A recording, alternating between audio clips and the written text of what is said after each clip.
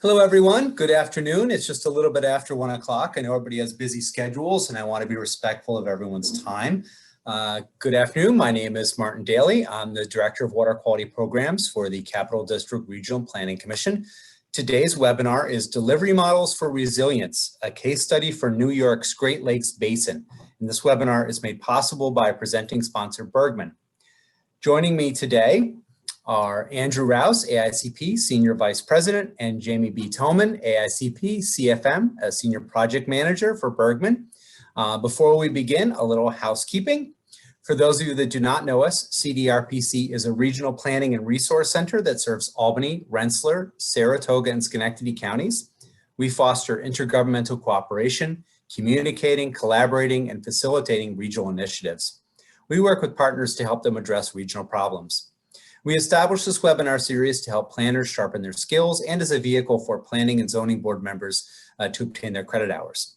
Now, Planning and Zoning Board of Appeals members are required by state statute to obtain 4 hours of training per year, and municipalities have a wide latitude in defining what training is acceptable for credit. After each webinar in the series, each attendee that registered with an email address will receive an email confirming your attendance, and that email may be submitted to your municipality for consideration of credit. If you're attending this webinar by a call-in and watching it on your screen, you haven't signed in, please let me know. We can try to work something out to obtain a confirmation of your attendance. In addition, for practicing AICP planners, we have submitted this session for 1 hour of CM to the APA.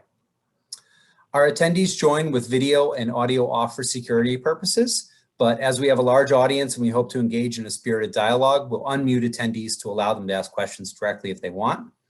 To ask a question in this manner, please type your question or let me know you have a question to the chat box. I'll then unmute you so you have the opportunity to speak directly with our presenters or ask a question.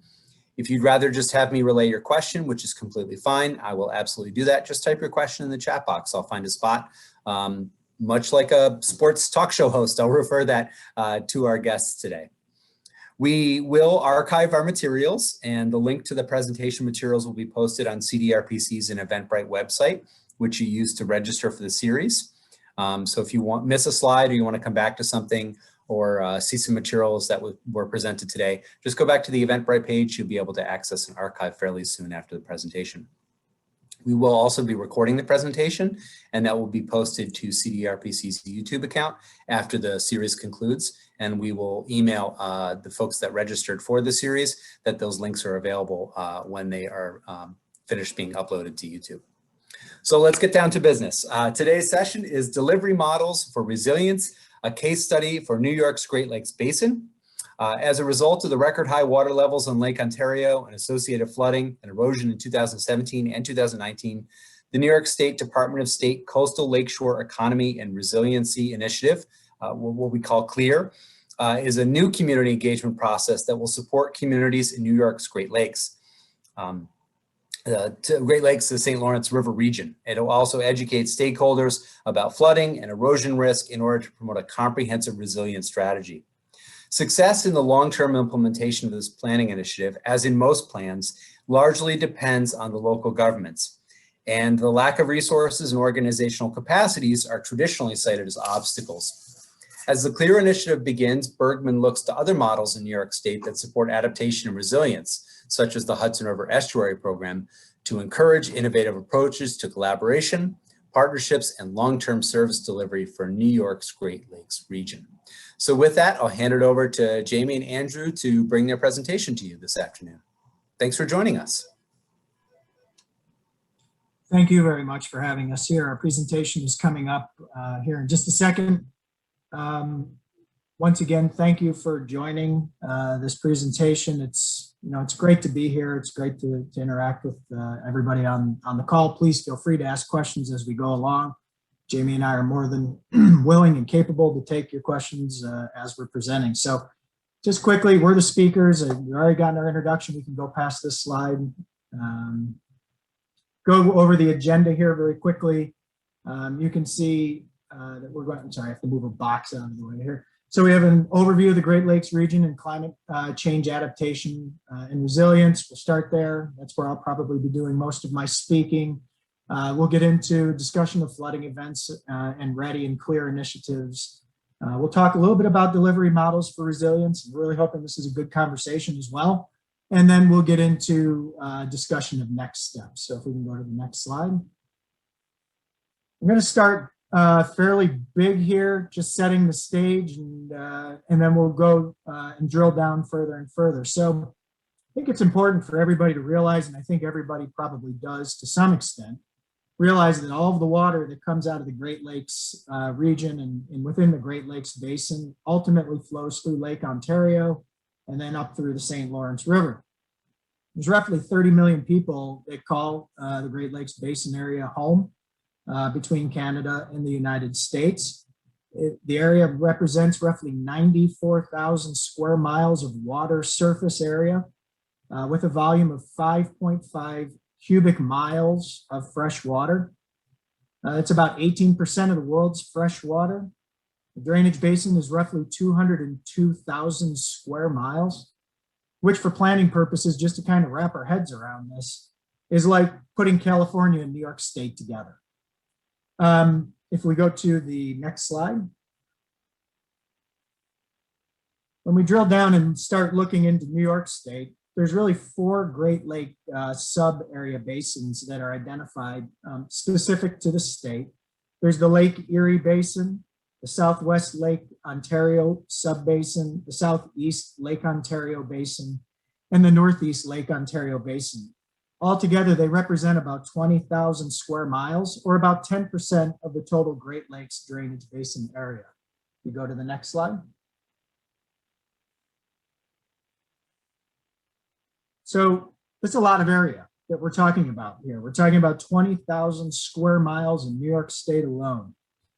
And throughout the years, New York State has worked on trying to understand how best to manage this area, how best to provide capacity and resources, technical resource, as well as information to the various communities that fall within these basins. But how do we ultimately, the lens started to change in 2014 and 15 when the question was asked, how do we really maintain the quality and resiliency of the Great Lakes watershed in New York? There was a group, or really an entity that was put together called the the New York State Great Lakes Action Agenda. And this group was really developed to establish a framework, establish a set of goals and actions that ultimately support a comprehensive approach to ecosystem-based management, right? It's a little different than municipal-based planning, right? This is ecosystem-based management. And the idea is to be looking beyond the borders of our traditional municipal boundaries and recognize the boundaries that environmental systems follow. And with that, obviously what comes along is the need for collaboration and a shared vision for how ultimately to plan and set policy within these areas in a manner that ultimately helps protect the overall Great Lakes Basin within New York State. So if we go to the next, let me continue on that for just a quick second. What's great about this program is that it leverages state and federal and even international resources to both educate, study, and ultimately provide some technical support within the 4 sub-area basins. You'll notice in the lower left-hand corner, there's a work group that was established for the West Basins and one for the East Basins. There's one person that's really assigned to coordinate and support each one of those basins. So when you think about that, that's 2 people that are overseeing a geography that's equal to, for very high level thinking, about half of upstate New York. So it's not an easy job. And I think, if Shannon and Emily were on the call, I don't know if they are, certainly worth thanking them for their dedication and hard work. I'm sure it's a challenge just trying to keep up with the coordination efforts, let alone providing good, solid technical assistance on a regular basis. But this starts to hint at that idea of, do we have the appropriate capacity in place to be thinking about the resiliency of the Great Lakes Basin in New York State? We certainly have a lot of partners in this, as I mentioned, several federal, binational organizations, supporting partners, that participate in this process and participate as part of this and benefit really as part of the New York State Great Lakes agenda that's run through the New York State DEC. However, as you will see throughout the rest of this conversation, we do believe that that we have to think about how this should be maybe expanded upon to provide a more robust system. So if there's one key takeaway from my part of this presentation, it's that we're thinking about this idea that if we want to take resiliency seriously in the New York State Great Lakes Basin, we need to establish a robust collaborative model that provides the policy structure, programs, plans, and ultimately technical and financial resources to ensure a sustained and consistent system and resource available to local municipalities, businesses, and citizens. If we go to the next slide. I'm not going to really beat you up with the doom and gloom of our environmental condition. I think we see that data on a regular basis. You can read it in the newspapers, planning journals, scientific journals. It's out there. It should be no surprise. We've talked about this for more than 60 years in the United States. Anybody that's read the early works by Rachel Carson and has known about this for an awful long time, and that this was coming.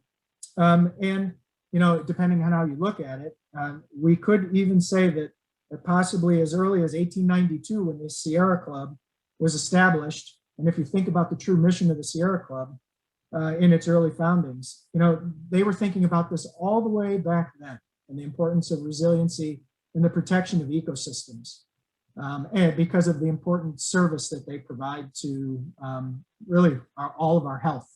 So it's a very important consideration. We've known about this for a long time. The science is clearly showing that we are moving in this particular direction that shows that, we have increasing temperatures. Temperatures are currently up 2.3 degrees Fahrenheit, and it's expected to gain another 3 to 6 degrees between now and really the next 30 to 50 years. The heavy precipitation events, and those are defined as events that are 1% storms, the 1% heaviest storms that occur, have increased by 35% within the Great Lakes Basin. Very, very significant increase. So what does all this mean? No surprise, we've heard the terms all along. We have greater intensity of storm events, but we also have greater prevalence of droughts. We have warmer climates, and the climate continues to warm, which obviously has significant ecosystem impacts, public health impacts, obviously energy use impacts, economic impacts. And when we think about the Great Lakes Basin, we're talking about tourism and agriculture being major parts of the economy. How will this climate change affect the winery industry? How will it affect fruit orchards? And then, of course, lake level variability, within the Great Lakes Basin region, and really all of the economic benefit that use of waterfront, both during summer months as well as winter months, provides to upstate New York. So if we go to the next slide, just going to go flash through a few images here. This is just an example of a flooding that occurred due to lake level rise.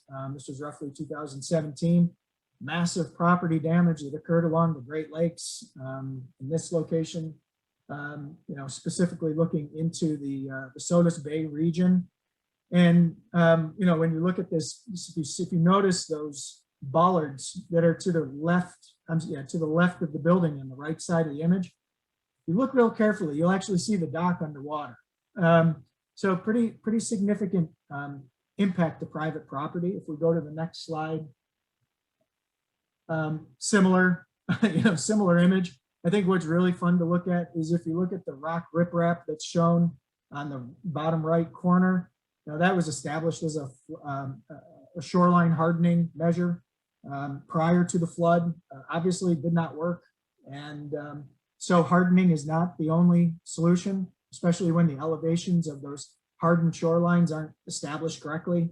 They're not going to work. So if we go to the next slide.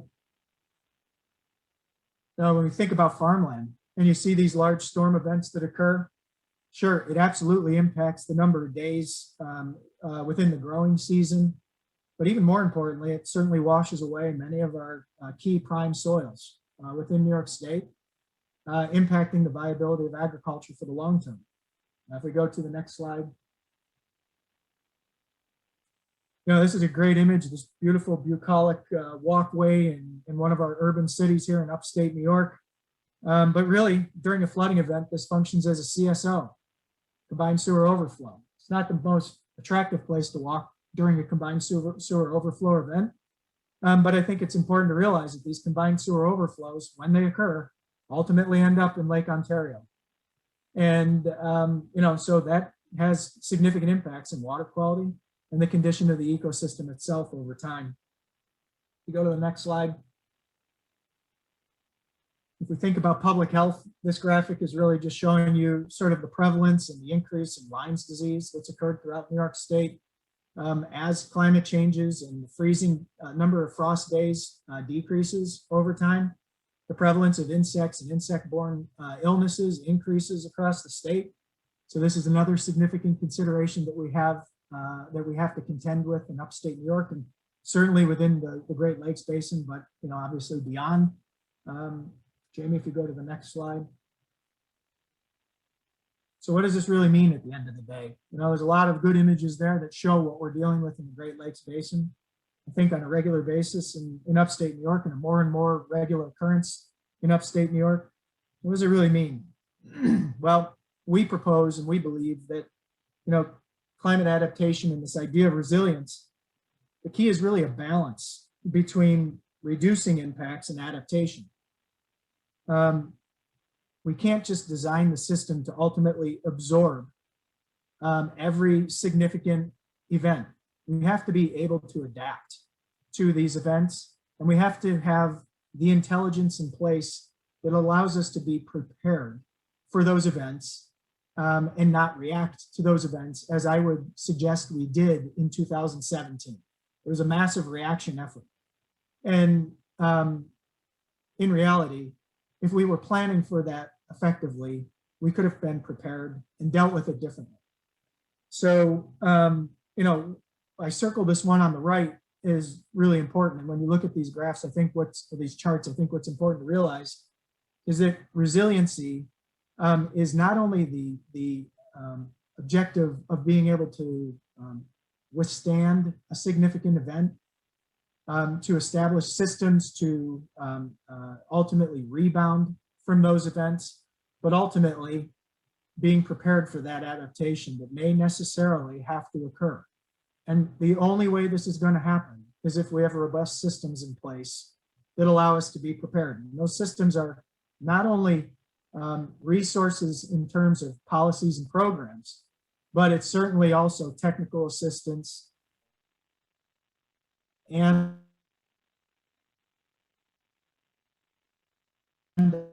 also funding. The remainder of this presentation to Jamie. I'm glad to pop in and answer questions along the way, but Jamie's going to start taking this down into a finer grain of detail and talk to you about how certain models that exist in New York State may ultimately help inform what should be happening in the Great Lakes Basin region. So with that, I'll turn it over to Jamie.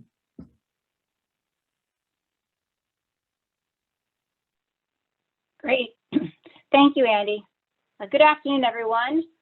So I'll be talking a little bit more about this idea of a case study in the Great Lakes region of New York State. Martin, did you want to field any questions at this point?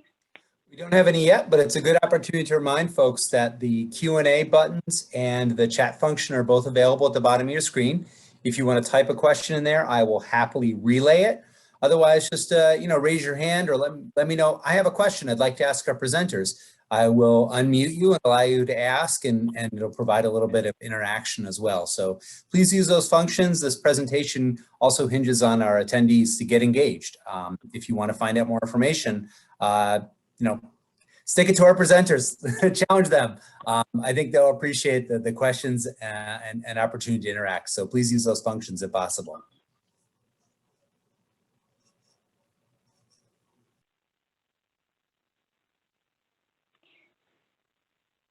So how has New York State responded to this idea of and research for extreme precipitation events and warming temperatures? And how has the state, again, reacted to developing the knowledge for decision-making with climate adaptation and resilience? So breaking that down into three different areas: policies, programs, and plans, very high-level overview. This is something that the state has been researching and providing resources for in developing a response to these trending recent trends.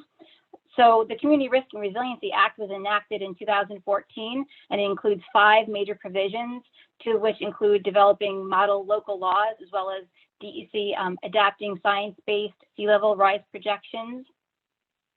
The 2019 Climate Leadership and Community Protection Act is currently being developed in terms of a scoping plan with a climate adaptation council.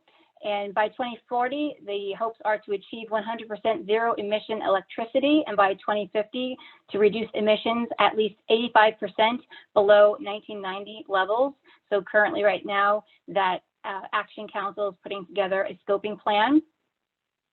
Moving into programs, there are 2 programs through NYSDOS and DEC that looks at providing technical assistance and grants, as well as consulting services through the Clean Energy Communities Program, as well as the Climate Smart Communities Certification Program.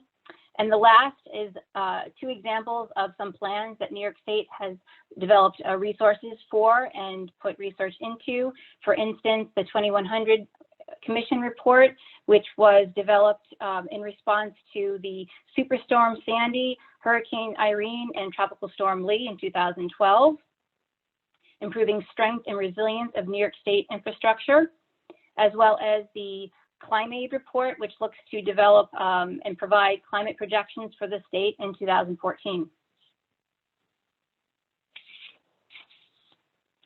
So we're going to narrow the lens into looking at a particular case study for Lake Ontario and the flooding events that have happened historically, as well as recent trends and adaptive management for the lake.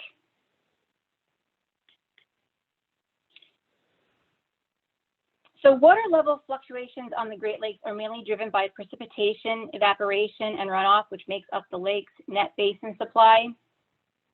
Floods are linked to extended periods of high static water levels, tend to occur during the late spring and summer and are of long duration, while storm-related flooding linked to surge and wave activity are often shorter and occur most often during the spring and autumn when storm activity is greatest.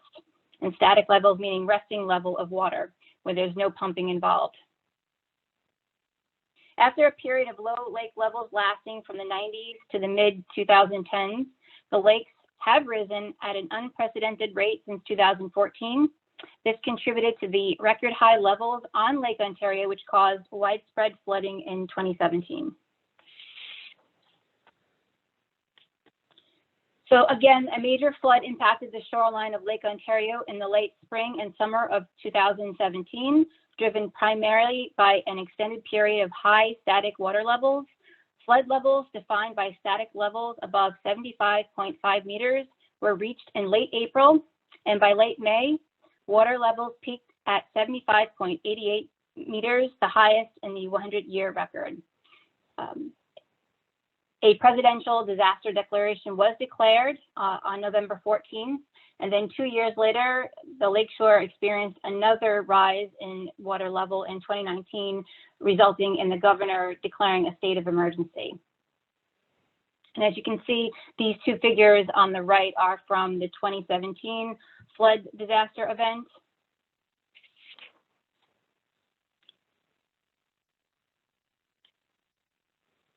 So how did New York State respond to the events that happened in 2017 and 2019? So the READY Commission was formed, which stands for the Resiliency and Economic Development Initiative. 5 READY regions comprised of 8 counties, Niagara and Orleans, Monroe, Wayne, Cayuga and Oswego, Jefferson and St. Lawrence counties, were established to identify local priorities, at-risk infrastructure and other assets and public safety concerns.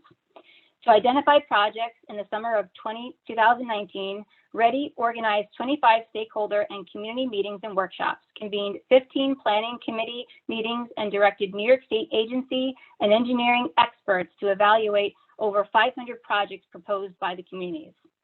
In October of 2019, Governor Cuomo announced the regional projects selected by the READY Commission that will help sustainably rebuild and enhance economic development in communities along the Lake Ontario and the St. Lawrence River shorelines.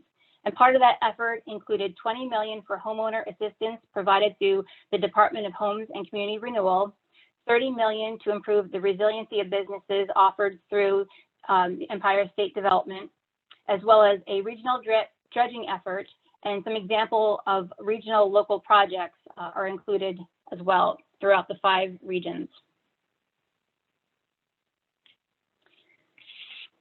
So if you can think of READY as being the emergency response and infrastructure approach, kind of the harder approach to looking at the disaster event and looking at the current effort and initiative that Department of State is rolling out, which is the CLEAR, Coastal Lakeshore Economy and Resiliency Initiative. The CLEAR initiative is currently being rolled out by Department of State as the softer measure, more of the grassroots community engaged efforts and looking at more of the softer solutions to for long-term sustainability. And that is currently an initiative that Department of State is kicking off.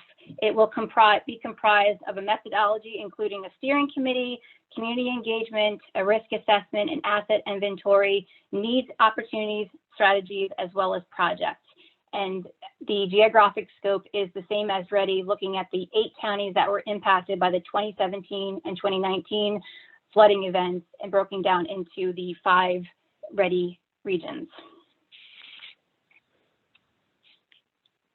As I mentioned, the CLEAR initiative is looking at the resiliency and strategies and local actions that are looking more at a softer approach, long-term sustainably reacting to and preparing for future events.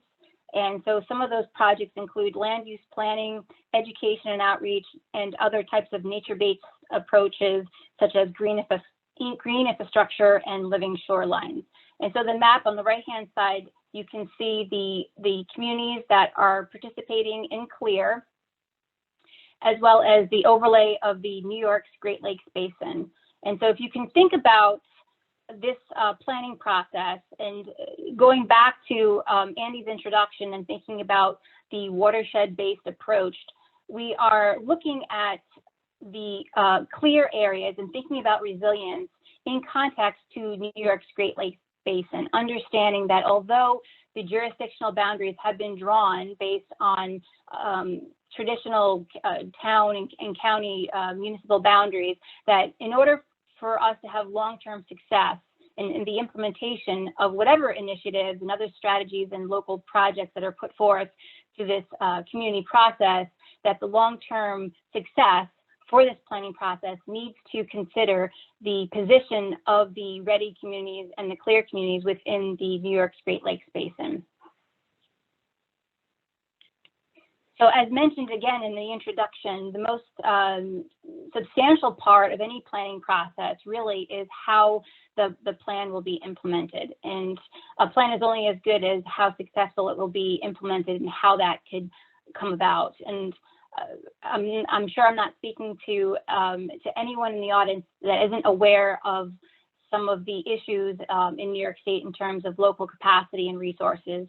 And majority of the different planning initiatives, whether they be a sustainability plan or an downtown or economic revitalization plan or even a watershed management plan, because home rule New York State falls to local governments, implementation of these plans are usually fall on the burden of local municipalities. And we hear time and time again that the lack of resources, staff, funding to implement the projects and strategies and actions that are put forth in any type of planning process is largely dependent upon those local municipalities. And understanding that the CLEAR initiative that will have a strategy put forward for the municipalities that were impacted along the Lake Ontario shoreline by the 2017 and 2019 events, and understanding the long-term implications of increased precipitation and flooding events and warming temperatures. For us to have success in whatever the strategies that are put forward from the CLEAR initiative, and thinking about the CLEAR regions as part of this New York's Great Lakes Basin, it really needs to consider its place within the watershed, and understanding that the priorities along the shoreline for those shoreline municipalities, obviously that were very much impacted by the rising lake levels and again, the erosion that occurred. It's kind of like a microcosm of a watershed protection plan. Whether you're looking at a smaller watershed basin based on a river or even a smaller finger lake, the tenets of watershed protection are there. So you have your shoreline property versus the upland drainage area, upstream, downstream flooding, as well as urbanized areas and rural communities. So you have this dynamic going. And so if we can think about the CLEAR initiative in context of watershed protection plans and long-term climate adaptation and resilience, I think that needs to be part of that discussion. So understanding implementation, oh, go ahead, Ann. Sorry, we had a question from one of our attendees, and perhaps you can sprinkle this in now or as you move forward or at the end, I'll leave it to you, but can panelists give specific strategies, or will those be in resources? For example, what is an example of ways that zoning practices can incorporate some of these strategies to build resiliency into municipal code? I might want to hold off on that for until we talk a little bit about delivery models, because I do have some examples of that. So I think that's a great question. Yes, but I think that's a great example of a long-term example for basically dealing with climate change and adaptation.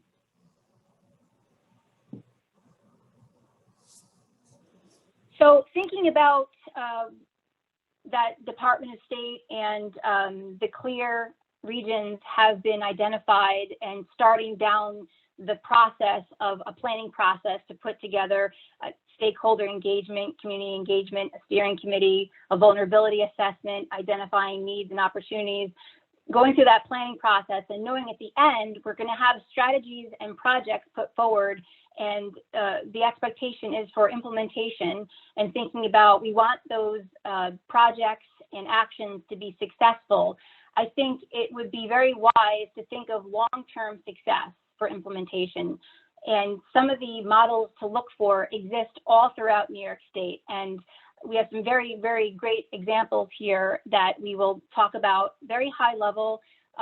We hope to make this presentation again in many other types of forums and platforms, because there's a lot here. So we can jump right in and just touch upon each of the great work that these examples that we've been able to do a little bit of research for. So the first model we want to talk about is the Hudson River Estuary Program.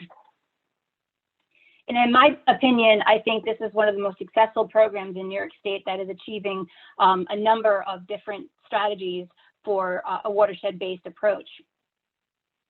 So the program was created in 1987 through the Hudson River Estuary Management Act, and the area includes the tidal Hudson and its adjacent watershed.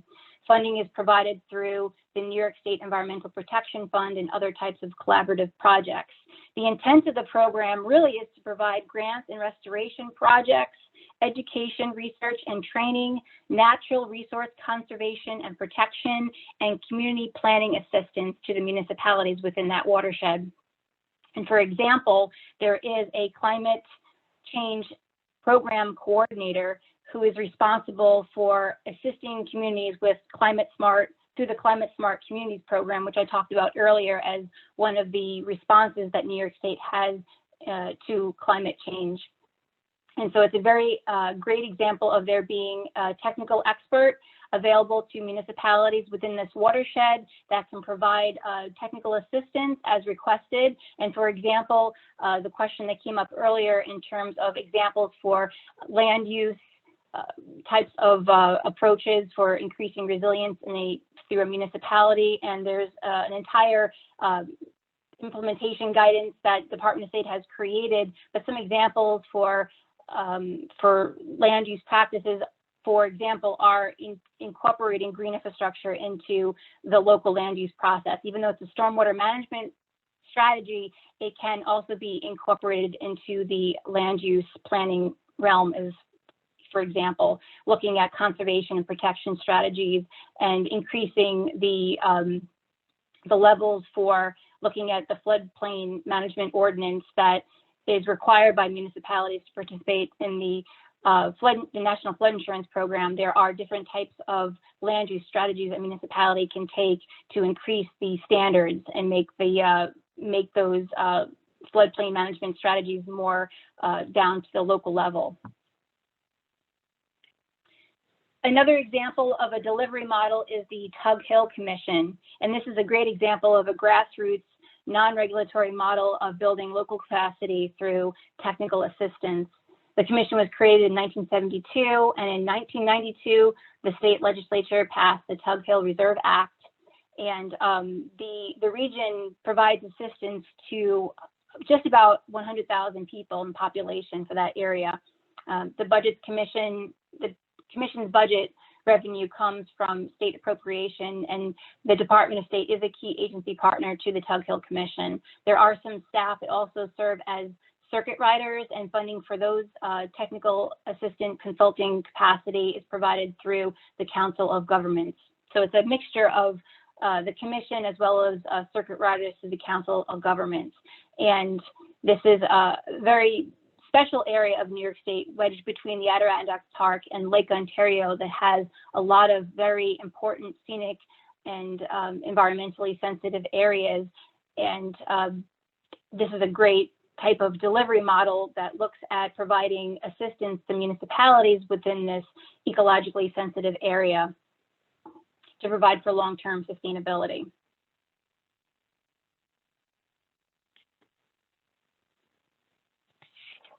Another model I wanted to talk about briefly is the Cornell Local Roads Program. And this program I would basically describe as a resource for training and technical assistance to highway and public officials in New York State.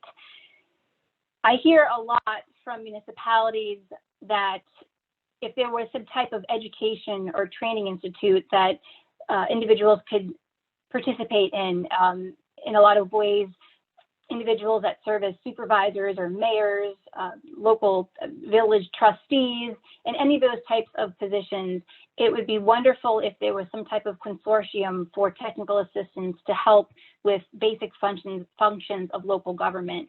And I think the Cornell Local Roads Program is another example of a microcosm of technical assistance really aimed at highway and public works officials. And if we could expand upon that in New York, especially looking at the New York's Great Lakes Basin, providing that direct delivery and assistance to local municipalities for education and training on just how to operate local government, I think that would be another great technique to help for long-term implementation of plans such as the CLEAR initiative.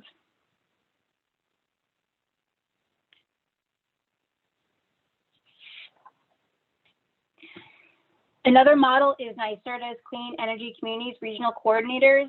I spoke about this earlier in my discussion about one of the ways that New York State has responded to climate change.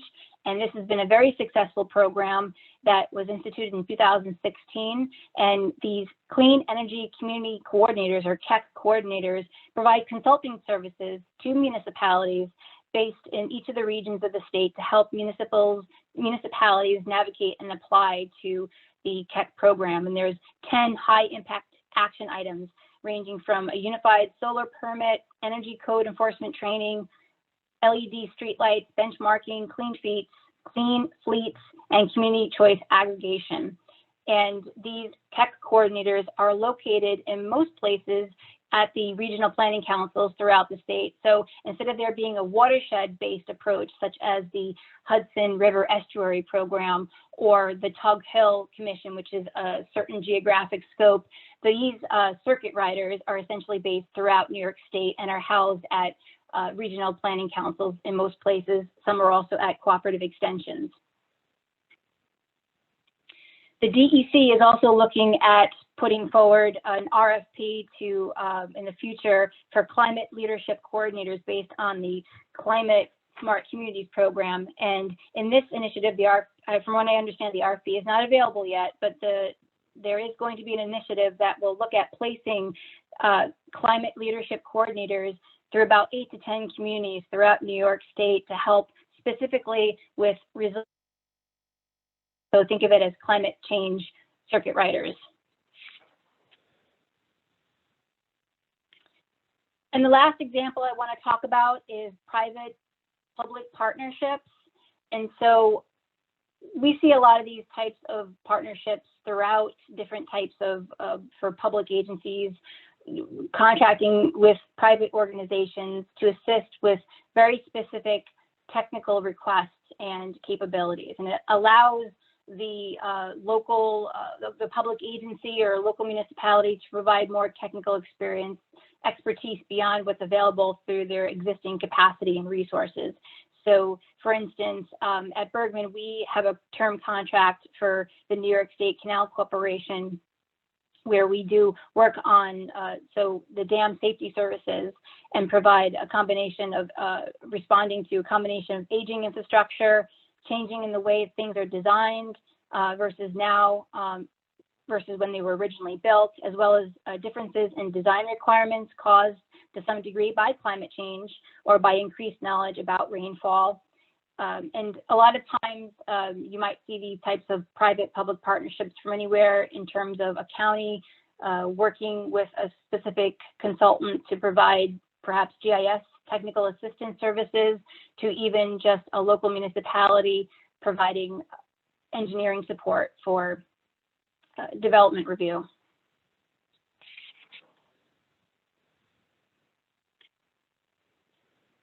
So in summary, again, thinking about the various models, some of the key points I wanted to convey based on those examples given is that resilience is really based on the governance structure for success. In most cases, having some form of state support is very beneficial to the program delivery. Can't stress enough how important it is to have peer-to-peer messaging, whether it's between public officials or public works officials, farmers. Having that peer-to-peer messaging is very important and gains trust and confidence. Communities do need those boots on the ground for technical assistance and having sometimes a person or to call and ask for help how to do something, and having that assistance readily available is very important for success. As we all know, in local government, boards, whether they be town boards, planning boards, are constantly changing. And so the needs for training and education is continuous. So having a forum or platform to provide continuing education is also part of successful strategy for implementation. And in some cases, there may be instances where a circuit rider may not be able to provide very specific technical assistance. So in those cases, more technical or expert is required. It could range from anything from engineering to GIS.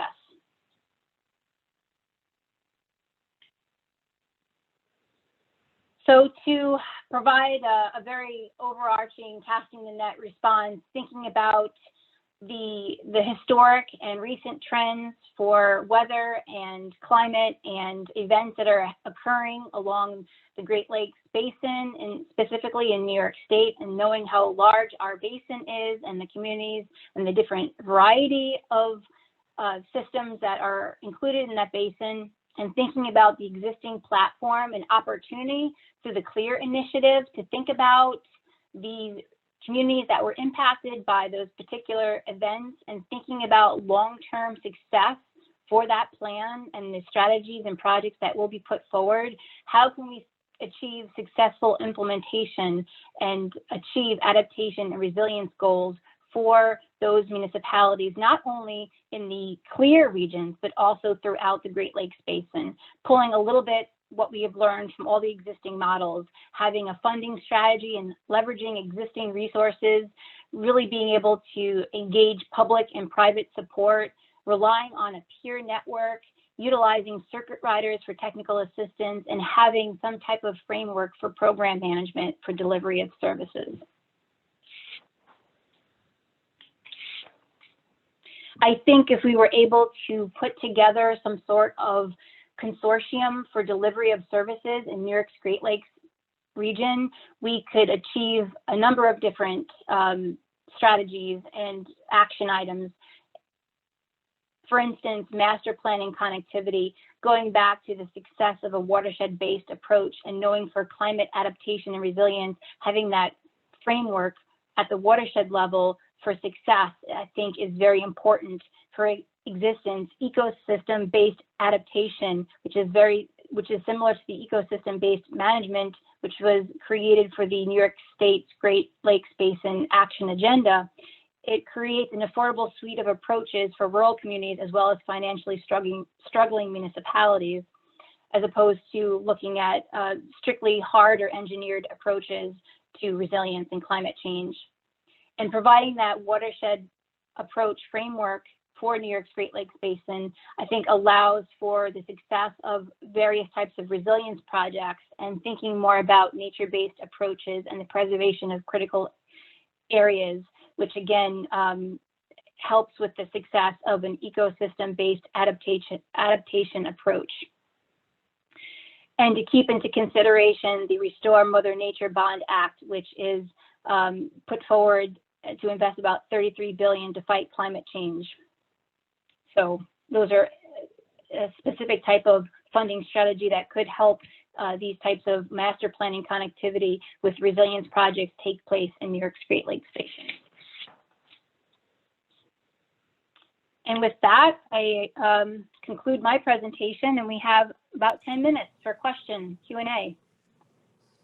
This is fantastic, and I really appreciate the breadth of knowledge and information that you've passed along to our attendees. I do want to remind folks that we will be archiving this presentation on the Eventbrite page. So if there's something you were struggling to scribble down or remember, don't worry, we'll have the presentation archived.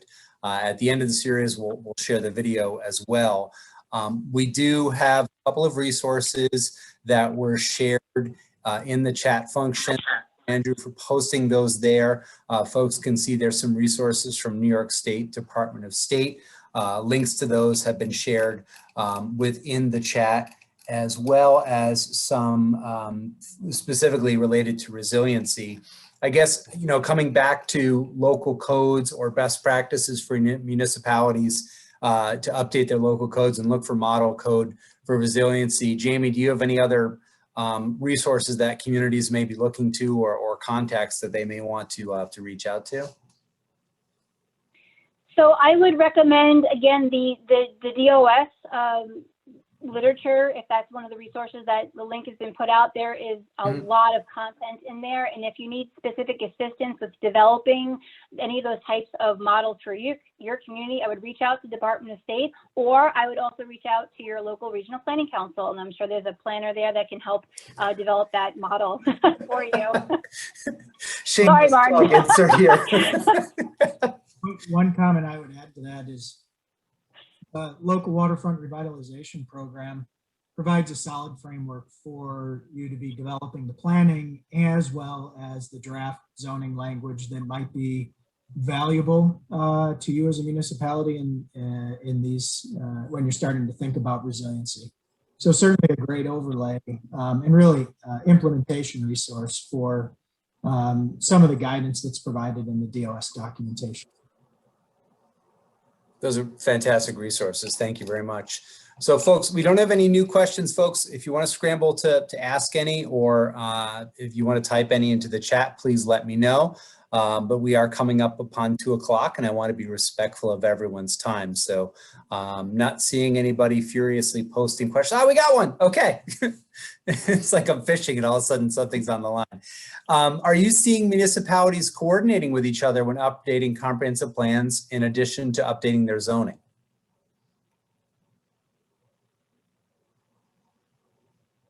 I can take a stab at that. Certainly, we do see that throughout New York State.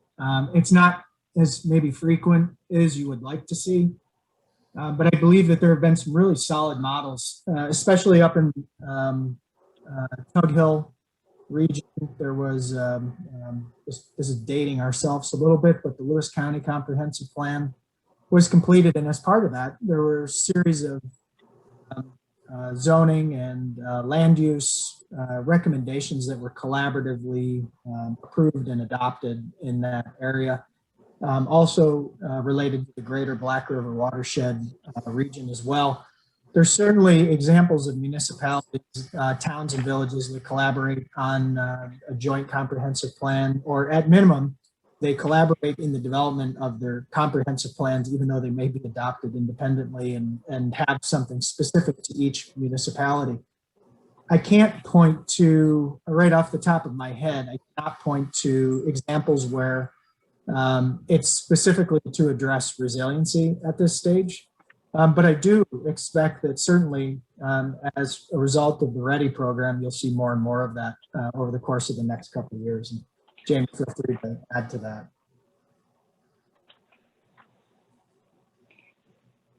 I wanted to add to that conversation in that I know the Climate Smart Community Certification Program does provide an action for updating your comprehensive plan to include climate adaptation goals and strategies. And so I think that would be not only technical assistance offered through the Climate Smart Communities program, but also there should be will be funding available. So I think if a municipality is interested in updating their comprehensive plan, it's a great way to find funding to do that and to incorporate these other newer strategies and trends, and to work together with local neighboring municipalities to put forward that type of an approach for comprehensive planning.